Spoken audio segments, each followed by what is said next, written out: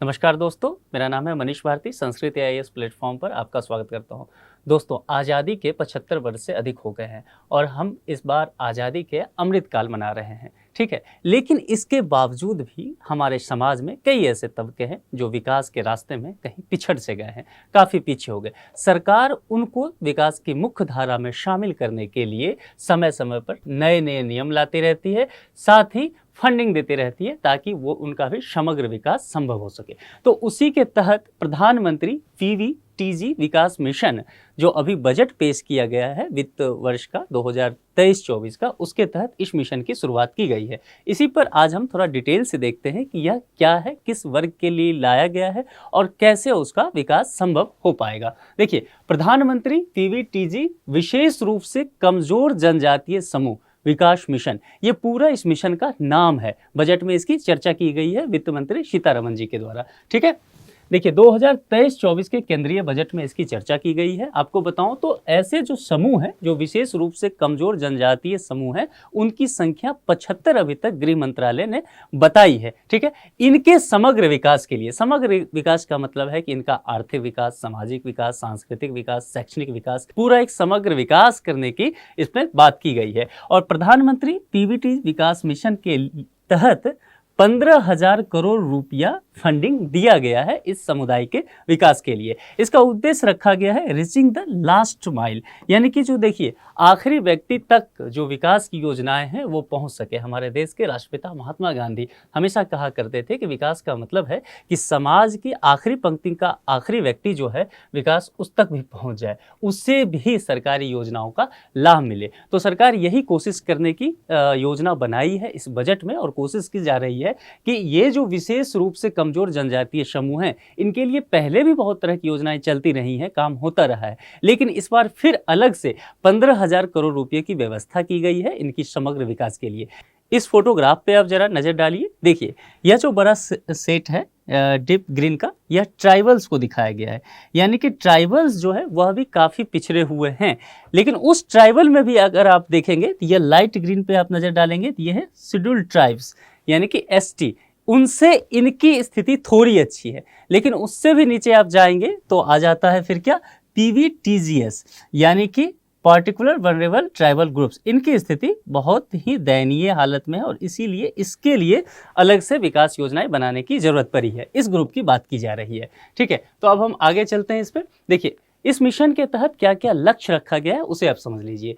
जो भी ऐसे जो हैं PVTG परिवार हैं, उनके लिए कुछ योजनाएं रखा गया है कि क्या क्या उनको सुविधा इस 15,000 करोड़ रुपये से उन परिवार को दिलाया जाएगा। उसमें कहा गया है कि उन्हें सुरक्षित आवास दिया जाएगा, स्वच्छ पेयजल दिया जाएगा, शिक्षा और स्वास्थ्य एवं पोषण की पूरी जो है उनको मदद दिया जाएगा, सड़क उन तक पहुँचे और साथ ही दूर संचार संपर्कता उन तक पहुंचे, और धारणीय आजीविका, उन्हें रोजगार के साधन भी दिए जाए, ताकि वो जो जनरली देखा क्या जाता है, इसमें जो लोग होते हैं वो मजदूरी का काम करते हैं, और मजदूरी का काम आप जानते हैं मौसमी मजदूरी होता है, कभी मजदूरी मिला कभी नहीं मिला, मौसम के अनुसार खेती इसी में आ जाता है, तो इनकी समस्याएं बनी रहती है। तो सरकार ये सोच रही है कि संधारणीय आजीविका का साधन इनको दिया जाए। तो अगर इस तरह की बुनियादी सुविधाएं इन्हें उपलब्ध कराई जाए तो यह समुदाय जो है भारत के समाज के मुख्य धारा में आकर के फिर सबके साथ समग्र विकास इसका हो पाएगा। अच्छा, इस मिशन से लगभग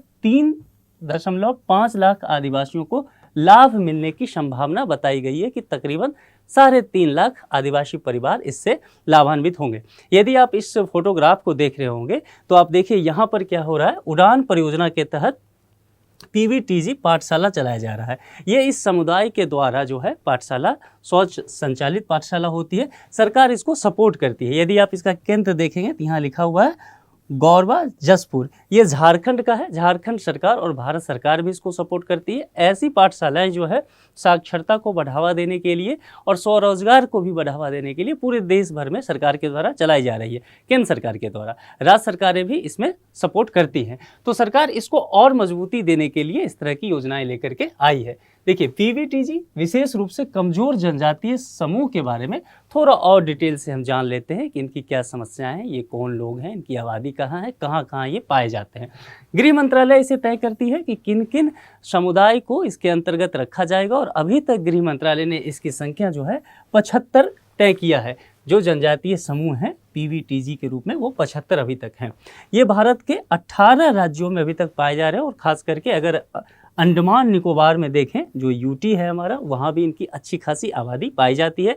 जनजातीय कार्य मंत्रालय, केंद्र की जो जनजातीय कार्य मंत्रालय है, इससे के विकास से जुड़ी हुई तमाम गतिविधियों के लिए जिम्मेदार है, वही ये काम करती है। देखिए भारत सरकार जो है पीवीटीजी की पहचान के लिए कुछ मानदंडों को तय की है। क्या क्या वो है उसे समझ लीजिए।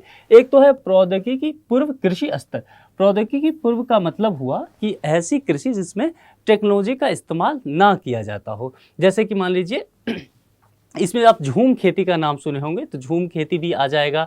सीढ़ीदार खेती की नाम सुना होगा आपने, या फिर जैसे शिकार करना या खाना बदोश जीवन यापन करना, भोजन इकट्ठा करके खाना, तो ये सब चीज़ें इसमें प्रौद्योगिकी पूर्व किसी स्तर में आ जाएगा।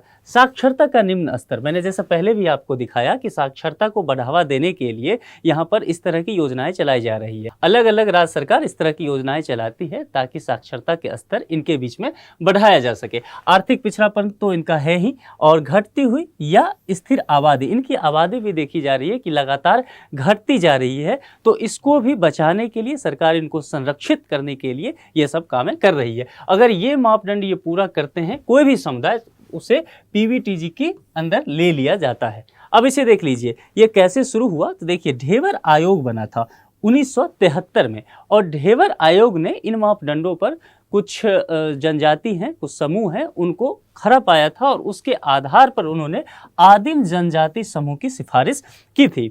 यानी कि पीटीजी उस समय लाया गया था, एक अलग श्रेणी इसके लिए वर्गीकृत कर दिया गया था। वर्ष 1975 में भारत सरकार द्वारा कमजोर आदिवासी समूह में उस वक्त एक पृथक श्रेणी बना करके 52 समुदाय शामिल कर लिए गए थे। ध्यान रखना है कि यह जो 73 में है यह ढेबर आयोग बना था, और इनके सिफारिश के आधार पे 75 में जो है 1975 में 52 समुदाय को इसमें शामिल कर लिया गया। ये काम और आगे बढ़ा और 23 अन्य समुदाय जो हैं उस 52 के साथ 1993 में इसमें और जोड़ दिया गया। किसमें? पीटीजी में। उस समय पीटीजी कहा जाता था। बाद में 2006 में इस पीटीजी को का नाम बदल के पीवीटीजी करके इसे और व्यापक रूप से बढ़ा दिया गया। यहाँ समझ लीजिए कि देश में जितने भी पीवीटीजी समूह हैं उसमें सबसे अधिक संख्या अगर कहीं है तो वह ओडिशा में इस जनजाति समुदाय की संख्या मिल जाएगी। ओडिशा में 13 इनकी संख्या मानी जाती है, और आंध्र प्रदेश में भी 12 तक ये इनकी संख्या पाई जाती है। तो उम्मीद की जा रही है कि सरकार के इस योजना के बाद जो केंद्रीय बजट में 15,000 करोड़ रुपये की एक बड़ी राशि दी गई है, उम्मीद की जा रही है कि इस समुदाय का जीवन यापन पूरे बदलेगा और चहुमुखी विकास होगा और समाज के मुख्य धारा में ये भी शामिल हो सकेंगे। तो इस वीडियो में इतना ही। Thank you.